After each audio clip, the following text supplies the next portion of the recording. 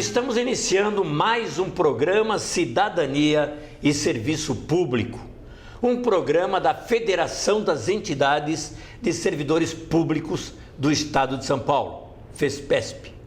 Hoje vamos ter uma conversa muito interessante com um dos nossos diretores, diretor da FESPESP, Júlio Bonafonte.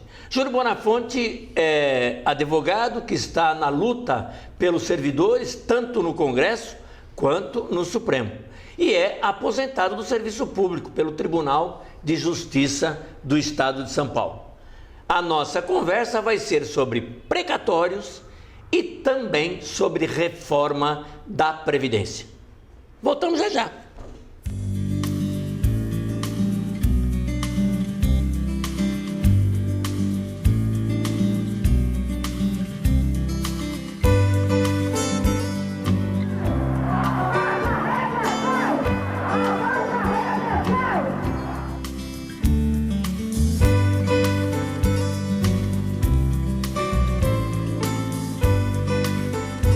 Estamos pedindo aquilo que nos é de direito.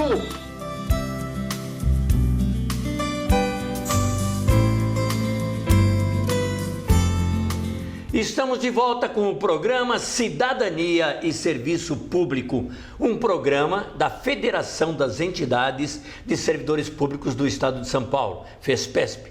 Mas um programa que traz informações para você, servidor público, e para você, cidadão. E hoje estamos conversando com Júlio Bonafonte, advogado, aposentado do Serviço Público pelo Tribunal de Justiça e um lutador tanto contra a reforma da Previdência como favorável àqueles que têm precatórios. Não é isso, Júlio? Isso.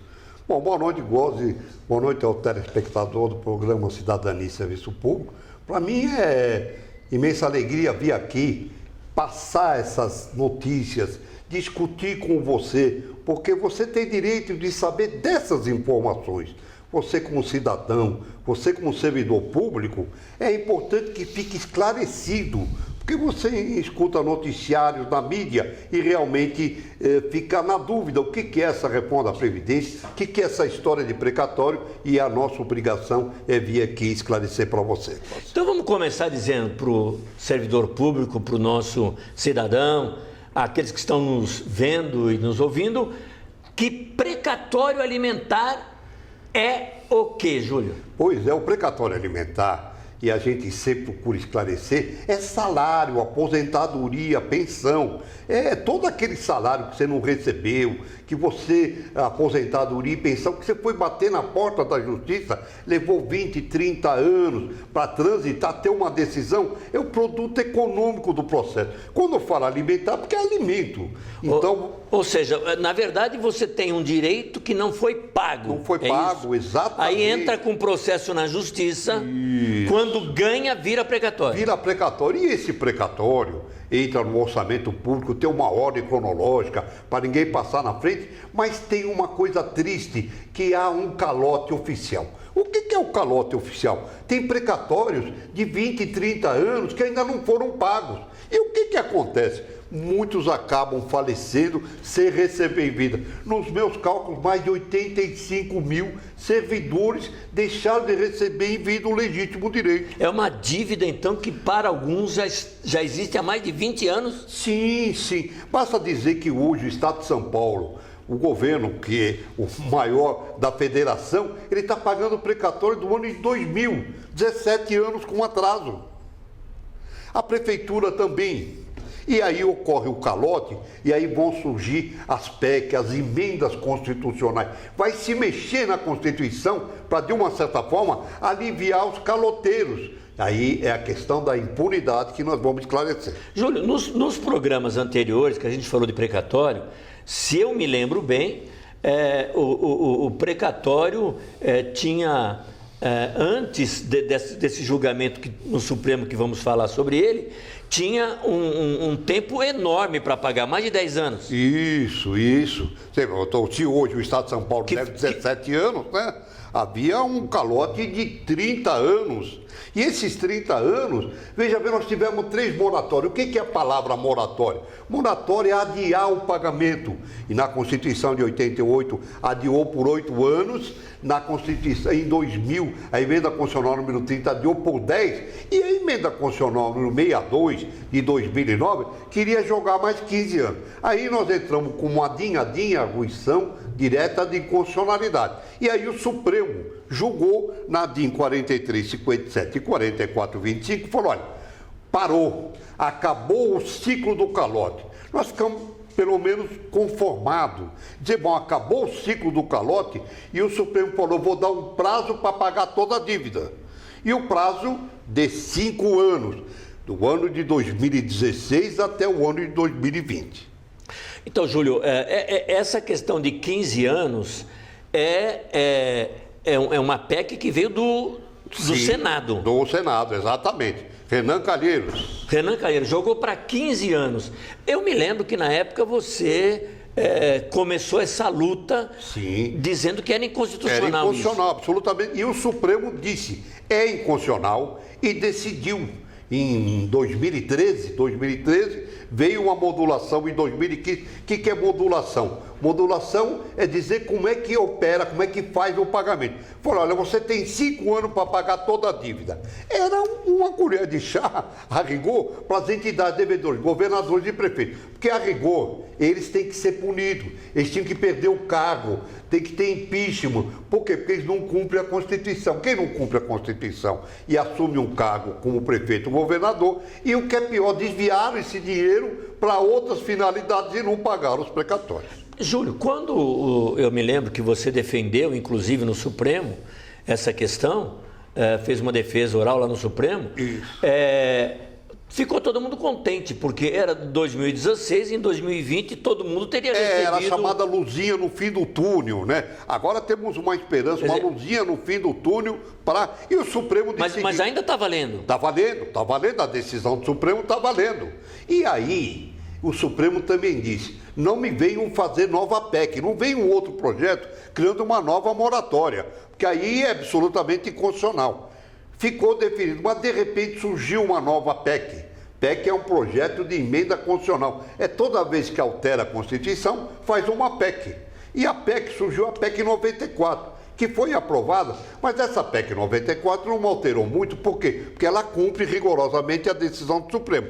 Fala, é para pagar em 5 anos, se não pagar tem punição, fica retido o dinheiro de participação de estados e municípios, não pode pedir empréstimo no exterior, enfim, tudo certinho. Mas de repente... Mas então, por que veio a PEC? Se continuou 5 anos, se... Veio para incluir nesta PEC o depósito judicial. Quer dizer, um auxílio financeiro para os estados e municípios. Falar, tem uma conta de depósito judicial que parte desse recurso, quando fala parte, só dar um exemplo, o estado de São Paulo podia pegar 10 bilhões dessa conta, que é um dinheiro que não é dele, que é depósito judicial. Podia utilizar esse recurso para poder pagar os precatórios e terminar nesses 5 anos. Na dívida, isso. Então foi por isso que surgiu. Essa até ajudou, né, Júlio? Até ajudou, mas também está igual à decisão do Supremo. Nós temos uma decisão do Supremo, temos essa PEC, a emenda, hoje emenda constitucional 94, de dezembro de 2016, e de repente, para nossa surpresa, quer dizer, por uma triste surpresa, o senador José Serra, esse que está na Lava Jato, ele apresenta uma nova PEC, a PEC 212. Para nossa surpresa, aí veio essa PEC, e é essa que a gente quer colocar para você. Nós estamos combatendo, vamos estar presentes na comissão especial. O deputado Arnaldo Faria de Sá nos está ajudando, o deputado Silvio Torres, porque nós queremos barrar essa nova PEC 212, porque ela já veio começando com 10 anos. Aquilo que era 5, ela fala que é 10. E o dinheiro que é para pagar... Então, quem ia acabar de receber em 2020 vai para 2025? Mais do que isso, Gode, por quê? Porque além de ele ter aumentado os 10 anos, de 5 para 10, ele pegou e falou, olha, o dinheiro que era para pagar, que é 1,5% da receita líquida, 1,5% pega todo o dinheiro do orçamento do Estado, fala, você separa 1,5%, esse aqui você não pode mexer, que é para pagar precatório. Ele falou, não precisa pegar 1,5%, só pega meio. Consequentemente, ele dividiu por 3. E aí, ao dividir por 3, o seu 10 anos vira 30 anos. Júlio, mas isso é impossível. É impossível, mas é Brasil. E o Brasil aqui... Tem gente esperando precatório, está com 50 anos, vai com morrer, 60, vai receber. Com 70. Como é que vai esperar mais 30 anos? Pois é, nós estamos combatendo, apresentamos para todos os deputados. Quer dizer, eles precisam de 308 votos. Infelizmente, já no Senado, aprovaram, porque o Senado realmente é uma casa que só carimba os projetos. E aí, o que é pior, vide a reforma trabalhista. E aqui agora está na Câmara. Na Câmara está numa comissão especial que a gente está apresentando essas inconstitucionalidades. O que nós estamos apresentando na Câmara? Falando, olha, está ofendendo a decisão do Supremo, quando era 5 passou para 10. Está alterando 1,5% para meio. Então está ofendendo todos, são ofensas constitucionais e nós queremos barrar na comissão especial essa PEC 212. E qual o caminho? Como vai barrar isso? O caminho se dá o seguinte, Essa PEC já foi aprovada no Senado. No Senado. Primeira e segunda votação. Veja bem, Gozi, aí há uma técnica legislativa que é um pouco sofisticada, mas eu vou tentar discriminar para você. Nós não podemos alterar. Alterar, você não pode mudar o texto. Está aprovado, você não pode mudar. Mas você pode subtrair do texto aquilo que é errado. Fazer supressão, você pode. Então, o que eu fiz? Eu fiz um projeto novo, tirando. Aonde ele tirou aquele 1,5, eu excluo os estados do Sul e Sudeste, aí eu acabo repondo aquele 1,5 da Receita Líquida. E o tempo da mesma forma. A hora que eu tirar, 5 anos, os 10 anos eu acabo retornando para 5 anos. E mais, eu coloco também... ele omitiu o depósito judicial da emenda 94, eu reponho o emenda 94, que aí é omissão, eu posso trabalhar com essa omissão. Então, estou apresentando essas supressões, foram apresentadas, é muito importante que você, cidadão, você servidor público, você vai ver a nossa FESPESP aqui, a nossa querida CETEG, enfim, a Pública. Tudo aqui nós apresentamos para os deputados, para quê? Para que eles tenham ciência desses detalhes, porque eles não estão preparados para apreciar a PEC. Então eles têm que ter conhecimento de tudo isso. Isso vai acontecer depois, segundo semestre? Nós acreditamos que sim, porque a comissão... Porque agora não vai dar tempo mais. Não vai. E o que é pior? Quer dizer, pior não, melhor para nós, porque... Continua valendo 5 anos. Continua. E eles não conseguiram formar essa comissão. Os deputados não querem participar. São 30 anos. E aí também 30 deputados, porque eles não querem se inscrever nessa comissão. E precisa de 30 deputados para formar a comissão.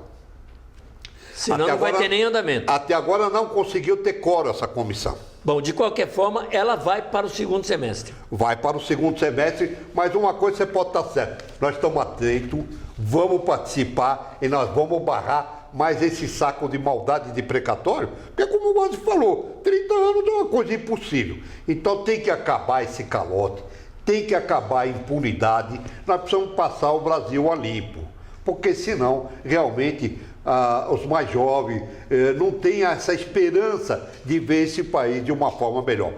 Temos que acabar com a corrupção, temos que passar o Brasil a limpo e punir todos esses que realmente atuam contra você.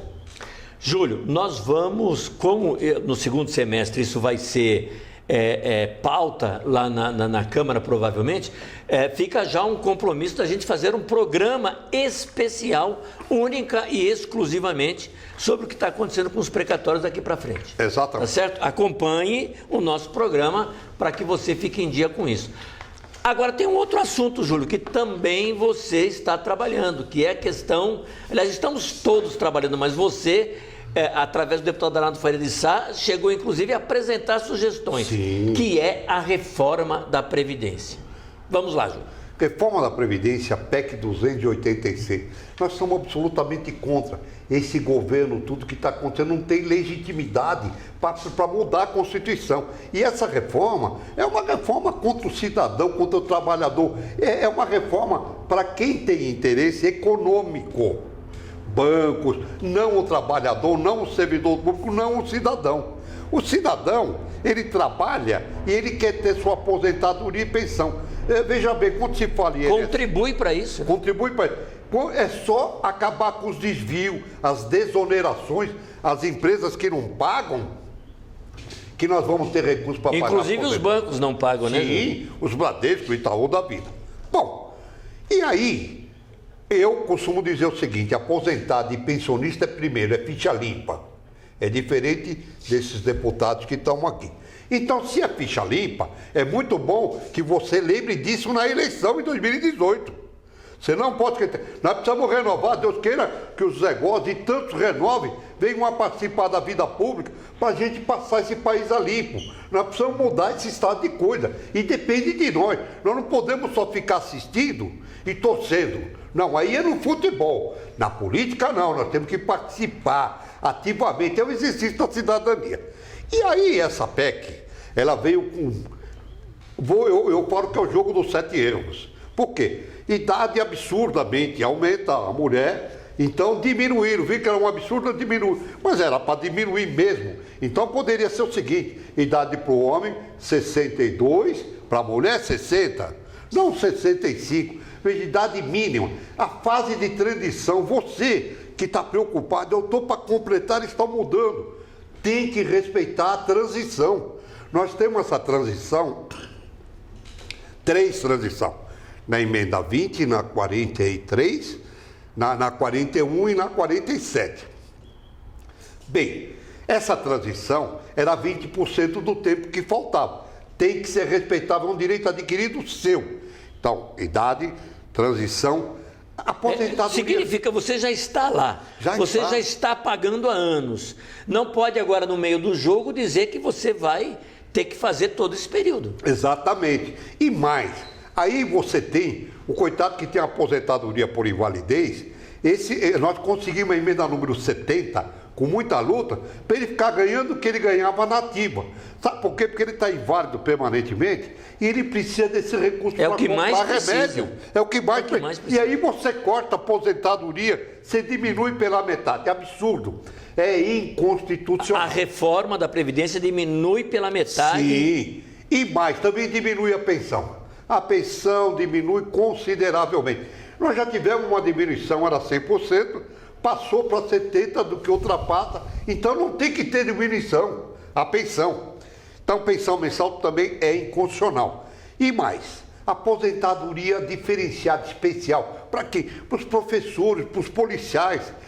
A carga é diferente de trabalho, então não tem cabimento que eles tenham a mesma jornada, quer dizer, o mesmo tempo de aposentadoria. Tem que ser respeitado também. Nós temos que respeitar também o quê? A cumulatividade de aposentadoria e pensão. Porque, veja bem, se é marido, mulher, trabalho, são direitos distintos. A aposentadoria é um e a pensão é outro. Essa cumulatividade é legítima, tem que ser respeitada. Não tem que ter cabimento de falar, você vai fazer uma opção por uma ou por outra. Então, você veja que eu já falei 5 erros. Eu posso detalhar, mas devido ao tempo, nós temos que apressar. Então, nós temos situações. Veja bem, grava bem isso aí para você. O que se diz na mídia era, olha, idade mínima, transição tem que ser respeitada, aposentadoria por invalidez, pensão mensal, cumulatividade da aposentadoria e da pensão. E nós temos mais. Nós temos situações de paridade que não estão sendo respeitado o direito adquirido. Aqueles que têm paridade, quer dizer, começa a se jogar o seguinte, olha, daqui para frente ninguém mais tem paridade. Acabou o serviço público. Como se pudesse você fazer modificações por ela, reforma, de uma forma que não há mais interesse do servidor público participar. Ora, nós aqui em São Paulo, e o Góes fez um grande trabalho nesse sentido, é bom que o pessoal, porque a memória, ela tem que ser reativada. Aqui, a nossa FESPESP, as entidades de servidor público em São Paulo, capitaneado pelo Góes, fez um grande trabalho, porque nós implantamos aqui a aposentadoria complementar, coisa que a União não fez.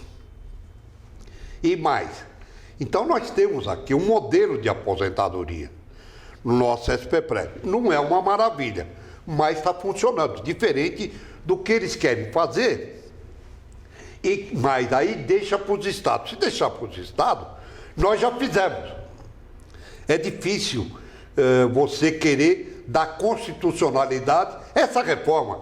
Eles precisam de 308 votos. Nós estamos trabalhando para eles não ter os 308 votos e ela ser rejeitada. Júlio, quem na verdade está comandando, batendo para que seja aprovada a reforma da Previdência é o pessoal do capital. São os bancos, as grandes empresas multinacionais, não é isso? As Globos da vida. Na verdade, não está claro que há déficit na Previdência, pelo contrário. Sem contar essa apreciação de déficit ou não, o povo está contra. O povo está contra. E eles estão lá para representar o povo. Você não tem legitimidade, esse governo, enfim, esse pessoal não tem que ser discutida com o povo. Desculpe a gripe. E aí, nós temos que barrar essa reforma, vamos pensar em 2018, quer discutir uma nova reforma? Vamos discutir, mas tenta na mesa, com uma transparência dos dados da Previdência, porque é muito fácil falar que tem déficit, mas não tem, as contas é uma caixa preta. E nós temos que ter um outro congresso, né, Júlio? Sim. Na verdade, você já falou e a gente vai repetir aqui, é um congresso que não tem legitimidade. Sem dúvida nenhuma. É um congresso onde 2/3 recebiam dinheiro das empresas para votar as medidas provisórias. Exatamente. E aí não tem legitimidade nenhuma. Então é muito importante que você preste atenção nessas questões da Previdência. Júlio, você acha que vai para o segundo semestre também? Olha, com certeza. Nesse semestre não há e não vai entrar. Me parece, o que está acontecendo em Brasília é que querem fazer uma medida provisória só para passar a idade mínima e depois deixa o resto para o próximo governo. Mas aí é uma reforma de brincadeira, né? Passar só a idade mínima e não mexe com a Previdência. Isso não é reforma.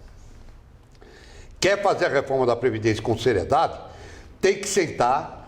O trabalhador, você, cidadão, tem que participar. Foi o que aconteceu aqui em São Paulo. No SPCPREV nós participamos. Tem conselho de administração, conselho de fiscalização, e isso é muito importante, porque a Previdência é sua, não é do governo.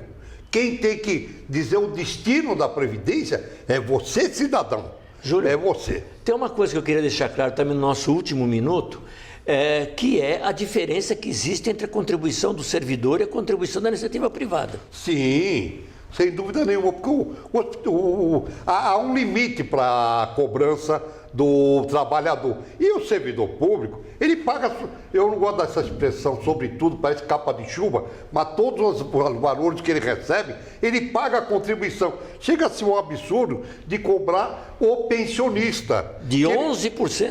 De 11% que não tem... De tudo que ganha. E não tem por que ele pagar, só se for para arrumar um lugar melhor no céu, não é verdade? Então, nós somos contra essa PEC 287. Ela tem que ser arquivada, tem que ter uma no novo governo com legitimidade, nós sentados na mesa discutindo com transparência. Também fica aqui a promessa de um programa especial, Júlio, para discutir essa reforma da Previdência.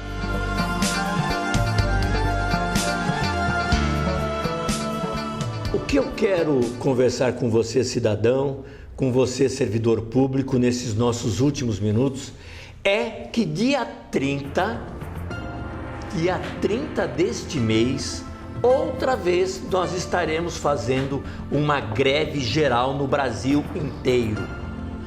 Todas as centrais se unificaram. A nossa central, a pública, que é uma central exclusiva do servidor, está também nesta batalha e trabalhando muito para esta greve geral no dia 30. O que é uma greve geral? É você não se dirigir ao seu local de trabalho. Não espere para ver se o metrô, se os ônibus estão funcionando.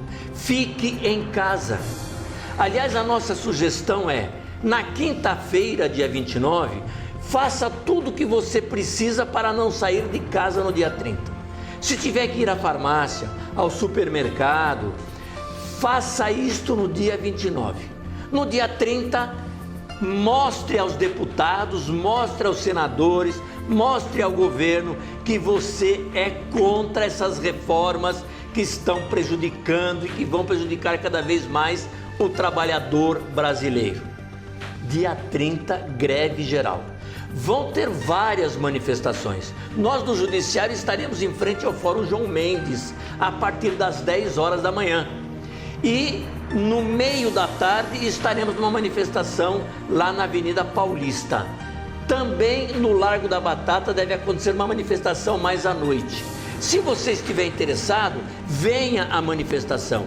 Mas se não tiver como chegar até a manifestação, importante, não saia de casa no dia 30. Mostre que você não aceita o que está acontecendo.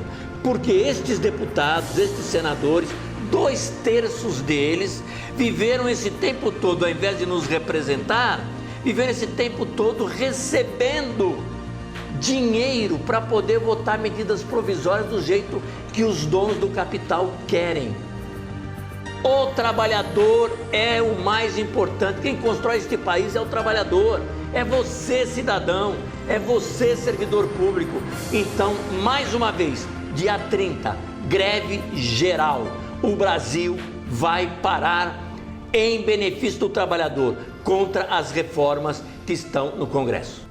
Chegamos com isto ao fim do nosso programa de hoje, Cidadania e Serviço Público, um programa da Federação das Entidades e Servidores Públicos do Estado de São Paulo, um programa que vem conversar com você sobre cidadania e sobre serviço público. Até o nosso próximo programa.